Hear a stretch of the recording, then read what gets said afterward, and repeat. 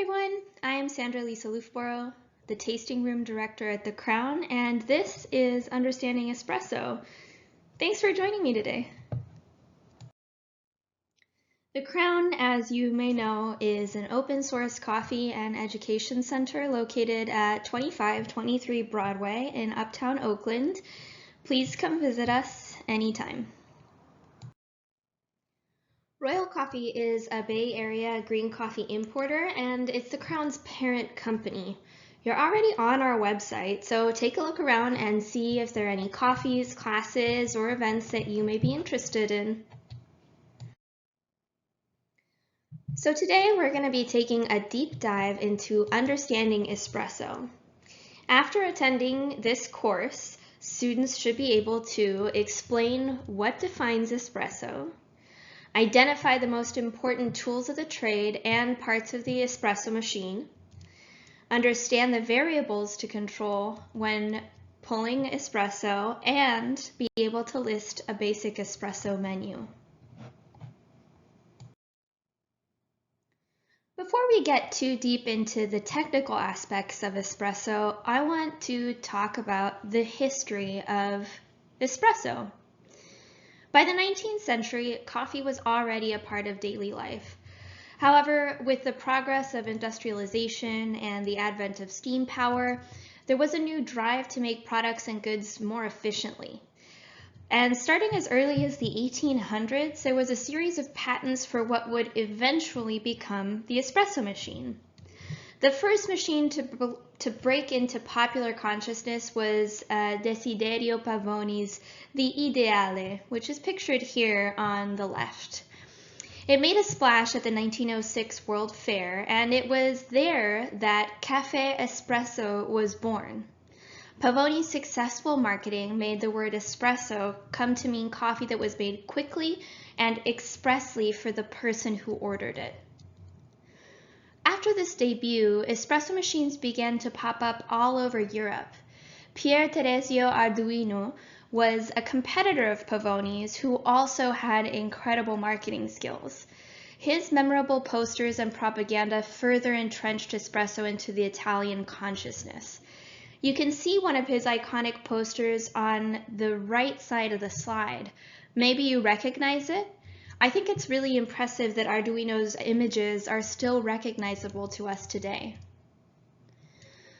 During this period, espresso machines were really hindered by their reliance on steam, which limited the amount of pressure exerted to just 2 bars, or the maximum force you can build with just steam pressure. This hot, boiling, steamy water scalded the coffee with its extreme temperatures, and it prevented any hope of consistency. It wasn't until after World War II that Achille Gaggia was able to overcome these limitations by adding manual levers that harnessed more pressure, forcing steam from the boiler into a cylinder to be further pressurized by a spring piston, which the barista engaged manually. He was able to raise the pressure all the way up to 8 or even 10 bars, the same amount we use to brew espresso to this day. The general look of these machines is already more familiar to modern espresso drinkers. There are manual machines in operation today that look almost exactly like these. An added effect of the piston was standardizing the size of the shots it yielded because the cylinder could only hold about 1 ounce of liquid at a time. The pressure also created crema for the first time, something customers did not take to immediately. It looked like there was scum floating on the surface of the coffee, but Gaggia took ownership over this unforeseen side effect and rebranded it as Café Crème, implying that the coffee was of such high quality that it produced its own cream, the way fresh milk does. This new name and reinvention was so effective that crema is now a defining factor of espresso.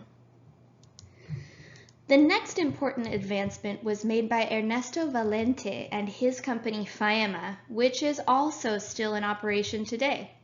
With his machine, we see the pistons become motorized, so it wasn't just the brute strength of the barista that engaged the piston. The E61 was also directly plumbed so that water was heated in copper tubing and a heat exchanger rather than relying on a boiler to keep the water hot.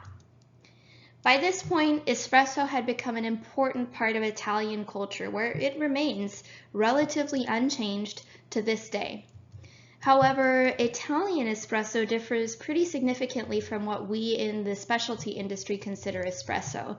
So let's take some time now to talk about espresso in the specialty coffee industry. Let's look at two different industry definitions of espresso. Here's the first one from Sandra Elisa's book, Espresso Coffee, The Science of Quality. Ili says, a jet of hot water at 88 to 93 degrees centigrade or 190 to 200 degrees Fahrenheit passes under a pressure of 9 or more atmospheres through a 7 gram or 0.25 ounce cake-like layer of ground and tamped coffee. Done right, the result is a concentrate of not more than 30 milliliters or 1 ounce of pure sensorial pleasure. I love that poetic addendum at the end. Don't forget, espresso should always be delicious. Here's another definition, this one from the Specialty Coffee Association. Espresso is a 25 to 35 milliliter or 0.85 to 1.2 ounce beverage prepared from 7 to 9 grams or 14 to 18 grams for a double of coffee, through which clean water of 195 degrees to 205 degrees Fahrenheit or 92 to 95 degrees Celsius has been forced at 9 to 10 atmospheres of pressure, and where the grind of the coffee is such that the brew time is 20 to 30 seconds. So, although slightly less poetic and a little less precise too, the SCA definition allows for more range and also allows for the possibility of a double shot, which Ili's definition did not include. Both of these definitions fall a little bit short of the reality of pulling espresso.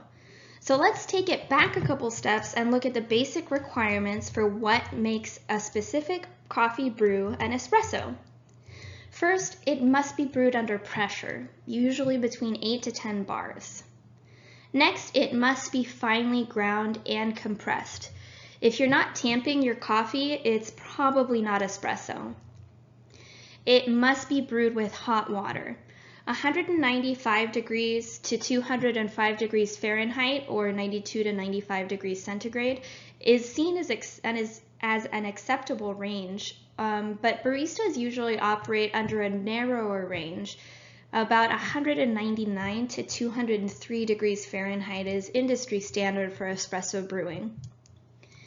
In contrast to many other brew methods, espresso has a very short extraction time, usually between 20 and 40 seconds. And espressos also have a very small volume, usually between 20 and 40 grams of liquid or 1 to 2 ounces. Now that we know how to identify an espresso, let's talk about the tools we use to make delicious shots. First, the tamper, used to tamp down coffee grounds inside the portafilter to create a compact cake. An even, efficient, and safe tamp is a crucial skill for a barista to develop, although there are great automatic tampers out on the market now. Next, we have a grinder. Conical burr grinders used to be preferred for espresso, but as an industry, we've moved towards the flat burr grinders pretty much across the board. Next, we have a knock box, used to knock spent espresso pucks out of the portafilter. You can see these inserted directly into a counter, which makes for a neater space and better ergonomics, or else the box can be set directly on the counter. Scales are used to measure both the coffee dose and output volume. Remember from our Brewing Basics lecture, always weigh your coffee and water dose. Towel management is a really big deal and can make the difference between a barista who's well prepared and one who gets stuck in the weeds. Additionally, some of our towels touch surfaces and products that end up in people's drinks, so towel management plays a significant role in health code compliance and food safety. Here are a few of the towels that are important to have at the ready at your espresso station. First, the steam wand towel, specifically and only used for wiping down the steam wand before and after aerating milk. This should never sit directly on the counter or on the machine, but have a designated place like a plate or a mat where it rests whenever it's not in use. This is one of those health and safety concerns. The steam wand goes directly into the milk that makes up people's drinks. So if the steam wand isn't kept super clean or if the towel is dirty, there's a risk of contamination. Next, the portafilter towel. This one is used to clean out the portafilter basket. It should be kept dry and relatively fresh so that no old grounds end up in your clean portafilter. This is another towel that directly touches a service surface. The coffee that ends up in someone's drink goes directly into that portafilter. So do not use this towel for anything else and be sure to swap it out before it gets too covered in coffee. Some baristas like to tuck this towel into their apron or directly into the counter by the knockbox. Next, the tray towel. Keeping the espresso drip tray clean will save yourself a lot of time and will save you from what I like to call soggy bottoms, cup bottoms with moisture and coffee that end up spreading mess all around your cafe. Keep your drip tray clean and dry and swap this towel out before it gets too soggy. Next, the counter towel. Having a towel on hand to wipe down the counter will keep your space tidy and clean. And finally, a manicure towel, because despite our best intentions, espresso can sometimes splatter. Having a towel ready to wipe up any stray droplets and present a pristine cup is a mark of professionalism.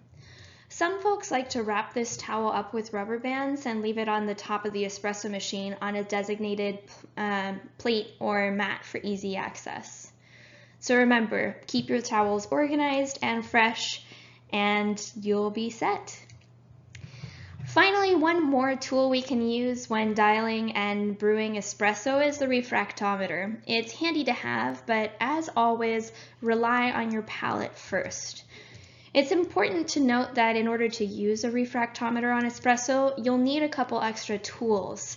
Espresso has so many fines that we actually have to filter a specific amount out. Using a 0.25 micron syringe filter clears out the espresso shot just enough to allow the refractometer to get an accurate reading.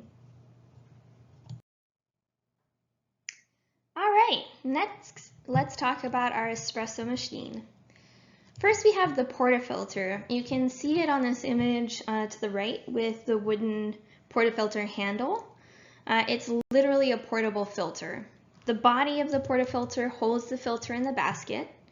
The basket is the filter portion of the portafilter. It's metal with a specific number and arrangement of tiny holes. And the spring holds the basket in place by clipping into a groove in the inner surface of the portafilter body. The portafilter has two ears, which are what locks the portafilter into the group head. And the portafilter can be either bottomless, like the ones you see in this image, or spouted, where it has one or two spouts on either side. Next, we have the group head. This is the brew head on the front of the espresso machine that the portafilter is locked into when brewing. The group head has screens that screw into the top and help disperse water evenly. Next, we have the steam wand. It siphons hot water off of the boiler and it allows the barista to aerate and steam milk. Many espresso machines have separate boilers for steam wands and for hot water valves, separate from the boiler used for the group heads. The hot water valve is usually on the right side of the machine, and it also draws hot water from the boiler to dispense water.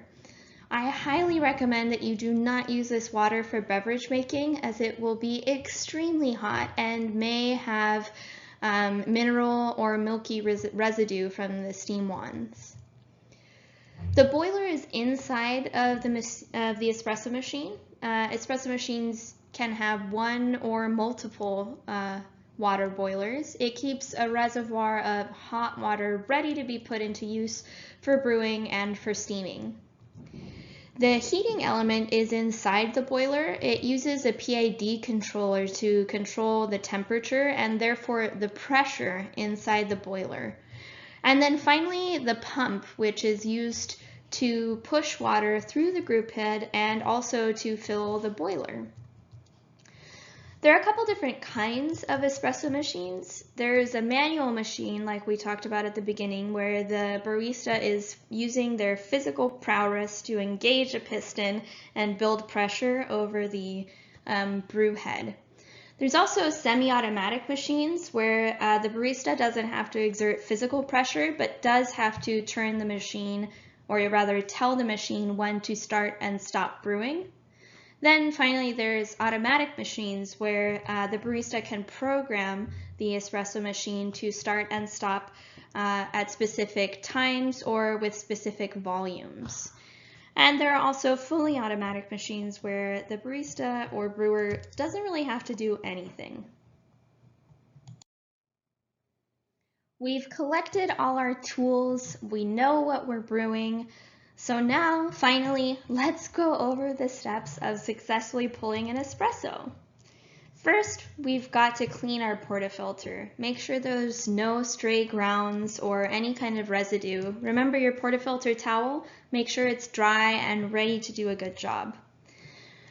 Next, we grind and dose the coffee. Try to grind evenly right into the center of the group head rather than agitating the grounds. Some folks like to do active distribution when grinding the coffee, but the most important thing here is to remain consistent from shot to shot. Be sure to check your dose, and if you're above or under your expected dose, make adjustments to make sure you're starting with the correct amount of coffee. Next, we tamp.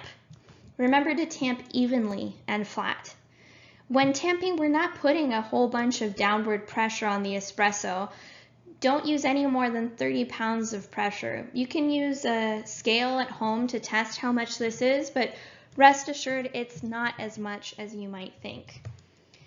Most importantly, be consistent with your tamping. Make sure it's repeatable. Make sure you can tamp over and over again the same way, whether you're in a rush or whether it's dead. Before brewing, make sure to purge your group head. You want to rinse out any old coffee that might be stuck in your brew head. You also want to make sure the group head is the same temperature as the brew water. Finally, lock your portafilter into your group head and begin brewing. In espresso, we call this pulling a shot. So lock your portafilter in and start your shot. Be sure to start a timer from the moment you start brewing, and be sure to start brewing as soon as you put your portafilter into the group head. There's definitely stray water and certainly a lot of heat, and again, we're trying to minimize variables. So as soon as your group head is in contact, as soon as your portafilter is in contact with the group head, start brewing and start your timer. Also, be sure to weigh your output. Often we're using pretty small volumes with espresso, and we want to be within a gram or less of our total yield goal. Finally, follow your dial, of course, and once your espresso is done, serve it immediately. Espresso dies. There's crema, there's a foam on the top, and we don't want that to die. There are tons of volatile aromatics in the espresso that we want the customer to enjoy. Don't prepare espressos in advance and serve them as soon as they're done brewing. Alrighty, we've gone over the basic steps of pulling an espresso, which I know sound complicated, but with repetition and practice become rote, basically. What never becomes rote is managing all the variables that impact your espresso extraction. Now, a lot of these are common to all coffee brewing, and for more information on extraction and extraction theory, please head over to the webinar on that subject. There's also a webinar on brewing basics, which has a lot of good information on how to brew coffee. But let's talk specifically about the variables that impact espresso. The first is the age of the roasted coffee. Roasting traps carbon dioxide inside the coffee bean, and the coffee begins degassing as soon as it exits the roaster and begins to cool. Pouring hot water over the grounds, that is to say brewing the coffee, releases whatever gas remains within the bean. There's a period of 3 or so days when the coffee is far too gassy to extract evenly. This can be seen visually by observing the bloom phase of a pour. And again, if you're not familiar with what a bloom is, be sure to check out my lecture on brewing basics. In a fresh, gassy coffee, there will be a lot of expansion, agitation, and bubbling, which actively disturb the coffee distribution and affect extraction. There's also a point where the coffee has off-gassed most of its delicious compounds, so the other side of this, leaving a flat and lifeless product. This can also be witnessed in the bloom phase, where instead of forming a perfect dome and bubbling up a little bit, the coffee grounds remain totally flat or even sink down with no expansion or bubbles. So it's ideal to use a coffee that's between 4 and 12 days off roast. Too old and it might not have enough aromatics left within it to be very exciting. Too young and it may be too gassy to extract evenly. Of course, another crucial variable for any coffee extraction is the coffee dose, or the weight of dry grounds put in the portafilter. Dose should correlate directly to yield, meaning that a higher dose usually creates more espresso. A higher dose will also create more resistance, which can result in a slower shot. When dialing in your espresso, it's useful to keep dose as static as possible, unless you want to increase your total yield. So move from a single to a double shot, for example. Keeping your dose static removes a variable and allows you to focus on perfecting the recipe. For a double shot, dose should usually be between 14 and 18 grams, but this is totally dependent on the size of your portafilter basket. Next, we talk about grind size and also grind consistency. The size of the coffee grounds affect how much resistance the water encounters as it's being pushed through the grounds. Smaller grind size means a higher surface area, which means that more of the coffee is exposed to water and will therefore be easier to extract. Smaller grind size also restricts the flow of water as it passes through the puck. So the water and coffee spend more time in contact with each other, and as we know, contact time directly correlates to extraction. Coffee yield and coffee-water ratio is another important variable to think about when brewing espresso. Measuring shot output is essential. So just as we measure out our dose for ground coffee into the basket, we also have to weigh the volume of brewed espresso that's being produced. Keeping an eye on the input-output ratio will allow the barista to be aware of what ratio they're brewing and how much extraction is happening. Double espressos are usually between 20 and 25 milliliters, or 0.85 to 1.2 fluid ounces, although we often measure espresso in grams. Next, we mentioned extraction time already. Knowing how long it takes a shot to reach its desired yield is important to understanding how tight your dial is. Ideally, double espressos should be pulled between 20 and 40 seconds. Next, water temperature or boiler temperature. Hot water extracts coffee at a faster rate than cooler water. Espresso uses a very fine grind, so it's easy for hot water to penetrate the grounds with so much surface area available to it. Water that's too hot can extract the coffee too quickly and therefore lead to over-extraction and unpleasant flavors. Conversely, water that's too cold won't be able to penetrate the ground sufficiently or be able to get all the good stuff out of the coffee. We generally suggest keeping your machine between 198 and 202 degrees Fahrenheit or 92 to 94.5 degrees Celsius. Another important variable is distribution and redistribution. Grinds should fill the portafilter basket as evenly as possible. And this can be achieved by holding the portafilter still when dosing so that the grounds fall into a pyramid or dome in the center of the basket. Another technique is to move the basket around in a semicircle to create a flat bed as the coffee is being dosed in.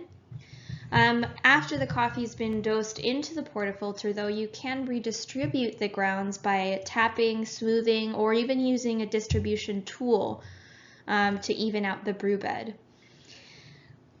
Be aware that over-manipulating the grounds can cause fine migration and also lead to channeling. There is no need to manicure the brew bed super intensely.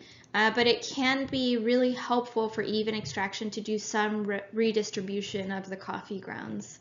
As always, you have to build consistency from shot to shot. If your grooming technique is not replicable, then it's not worth doing.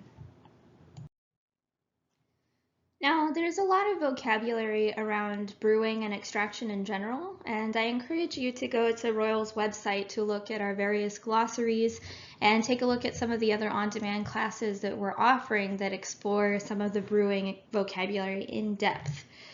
But there are also some words that pertain specifically to espresso that I want to clarify here. One is channeling. Channeling can happen in any style of brew, but we talk about it a lot in espresso, especially if you're using bottomless portafilters, because you can actually see it happening. The idea with channeling is that water will always choose the path of least resistance. So even distribution and careful tamping are meant to compact the grounds so that hot water is forced through the puck evenly. If you imagine the water seeping through the puck kind of in a straight line, that's what we want, even saturation. However, if by chance a collection of fines blocks an area or a pocket of empty space creates a path of less resistance, the water will immediately go there instead of running through the rest of the puck evenly. This is called channeling, and it can severely impact the extraction of an espresso because one portion of your brew bed will be extracting at a significantly different rate than the rest. Another word we use in espresso is blonding. This is a physical, visual change in the stream of espresso that's dripping into your demi-tasse. Whereas up until the blonding stage, the stream is a rich reddish brown, it'll suddenly become much paler and much more yellow. This is literally a result of there being less solubles than before, so we've extracted most of the solubles out of the puck, and now there's more water and less coffee particulates coming through the stream. And it's called blonding because it looks blonde. Next we have here pre-infusion. This works under the same principle as the bloom phase of a pour-over, and it's where you use just a small amount of water to pre-wet the grounds for the first 5 seconds or so of brewing. This can help a coffee that's channeling repeatedly or one that's too fresh and gassy to extract evenly. But if your machine doesn't have a pre-infusion setting built in, it can be difficult to replicate pre-infusion consistently and repeatably. And you may just be adding one more variable that's difficult to control. Finally, we'll talk about fines. which again occur in every kind of coffee extraction. Fines are teeny tiny, very small particles of coffee. Roasting will make the coffee's cellulose super brittle, and grinding shatters the cellulose into various particle sizes. So we're always attempting to have an even grind size, but this shatter effect will create tiny particulates of coffee, which are a natural byproduct of this shattering. The fines have no complete cells, they're cell parts, and although fines will almost always form some percentage of coffee grinds, an excess of fines will create choking and will create instant over-extraction. The presence of fines can be limited by using sharp burrs and a high-quality grinder, and from keeping the grind from getting too fine. We've gotten pretty detailed into the steps of pulling a shot and the variables that we have to control when pulling espresso, and I know that this can all seem overwhelming. So when dialing in an espresso, just keep these things in mind. The first is that consistency is key. Each of your actions should be totally repeatable time after time after time. And it may take practice to make each step replicable, but do take the time to find out which steps are worth investing in and repeating over and over again, and which steps don't necessarily need to be part of your routine and don't help you pull better shots. The next tip is change one variable at a time. I talk about this in my brew and extraction lectures as well. It can be really tempting to taste an espresso and list 5 different things that you could change to make it taste better. However, if you change 5 things at a time, you'll have no idea which impacted the espresso most, how they interacted with each other, and it'll only make it more difficult to make for a consistent recipe. So change one single variable at a time and observe how that single variable impacts the quality of your espresso. Another important tip is to take notes, and we should always take notes when we're dialing in coffee, just so that you have a track record of what steps have been taken, what techniques you've used, and what variables you've decided to manipulate. But in espresso in particular, it can be easy to get over-caffeinated and get a little flustered. Often we're dialing in espresso before opening a cafe, and there's a time crunch and it's early and you're tired, and you go from tired to over-caffeinated in like 15 seconds. I really encourage you to take notes and to rely on your notes to show where you've come from and make logical choices for where you need to take your recipe next. So we've gone over a lot here, and a lot of these things sort of need to be practiced and repeated in order to make sense, but let's go over some frequently asked questions in regards to espresso. The first is, how much coffee should I use to brew espresso? And the answer is totally dependent on your particular setup. What size is your basket? Baskets come with recommended coffee doses, like 18 grams or 20 grams or 7 or 14 grams. It also depends on whether you're brewing a single or double shot. So this is definitely a case where you need to be familiar with your equipment before answering this question. Next, how fine should I grind my coffee? This depends entirely on flow rate and extraction. Keep an eye on how quickly your brew is pouring through the portafilter and how it tastes in the cup. And based on those analysis and your experience, you'll be able to find the ideal grind size for your espresso. How and when should I distribute or redistribute? The answer here is that you can only ever distribute before tamping your espresso. Having an even bed of grounds before tamping is a good thing, but shaking the grounds around too much will cause fines migration and definitely lead to channeling. Above all, your distribution should be consistent and repeatable. How hard should I tamp? Again, your tamp needs to be consistent and it needs to be level. So choose a pressure that you can repeat shot after shot while compressing the grounds thoroughly and evenly. I always encourage people to err on the lighter side of tamping. We definitely don't want to be putting any brute force into this, especially if we work in a busy cafe. Heavy tamping can be extremely detrimental on our bodies. And it can also make it hard for anyone else to pull the espresso to your dial. So tamp gently but firmly and find a tamp pressure that you can repeat over and over again.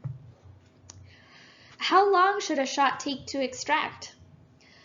So in the two definitions that we read earlier, we found that the industry standard is between 20 and 30 seconds. But your shots may run longer. I've worked on manual machines with espresso brew times that were longer than 40 seconds. And it may be that, based on your particular scenario, you're going beyond the 30-second threshold. And I encourage you not to be too afraid of that. But do remember that espresso is supposed to be an express coffee. It shouldn't be taking you much more than 30 seconds to brew a successful shot. Next, how big should a shot of espresso be? And again, industry standard is 1 ounce according to those two definitions that we saw, but your shots may be shorter or longer. There's an increasing amount of flexibility in what an espresso can look like and what our brew ratios can be. And I encourage you to explore the limits of this, but again, espresso is a quick, short shot. Let's talk about the drinks we can make with espresso on a traditional menu. The first is espresso, which is just 1 shot, single or double, of perfectly dialed in espresso, usually served in a demi-tasse cup, and often served with a small glass of water called a waterback. That can be still or sparkling water, and it just helps to cleanse the palate because, as we know, espressos can be pretty intense. Next, we have a macchiato, which consists of perfectly dialed in espresso, also served in a small demi-tasse cup, and with a small amount of steamed milk on top. Macchiato means marked in Italian, and so we're literally just marking the espresso with a little bit of milk. That milk should be on the cooler side, usually between 130 and 135 degrees Fahrenheit. Next we have a cortado, which is often called a Gibraltar, especially here in the Bay Area. And this is perfectly dialed in espresso, topped with milk that's still on the cooler side between 130 and 135 degrees Fahrenheit. And it's usually served in a 4.5 ounce Gibraltar rocks glass, although a cortado can really be served in any size glass. Next up we have a cappuccino, and this is again perfectly dialed in espresso with milk steamed between 135 to 140 degrees Fahrenheit, so a little bit warmer, and often served in a 6 to 8 ounce cappuccino cup. There's often a conception that cappuccinos should have firmer foam, but in specialty coffee we usually aerate all of our milk to the same consistency, and it's really the size of the drink that makes the largest difference, as well as the temperature of the milk. Speaking of which, the latte is often one of our hottest milk beverages, and it consists of perfectly dialed in espresso with milk that's steamed to 140 to 145 degrees Fahrenheit, so a little bit warmer, and served usually in a 10 or 12 ounce latte bowl or cup. And then finally we have an Americano, and that's just perfectly dialed espresso with added hot water. We usually pour the espresso over the hot water so that the crema isn't disturbed. And Americanos can really come in any size. It just depends on how much hot water you want to add to your beverage. Thanks so much for joining me on this journey to understand a little bit more about espresso.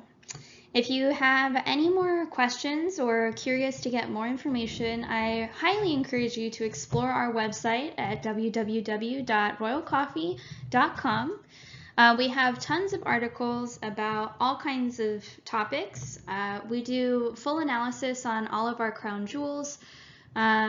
We also have a blog that has a whole bunch of interesting information, and then of course there's a whole host of on-demand classes as well as upcoming events and programs. So please keep an eye out there. If you ever have any questions or need more information, feel free to reach out to us at info@royalcoffee.com. You can also give us a call at 510-652-4256. Thanks again for joining me. I'm Sandra Loofbourow, and I've had a great time talking to you about espresso. I look forward to seeing you again soon.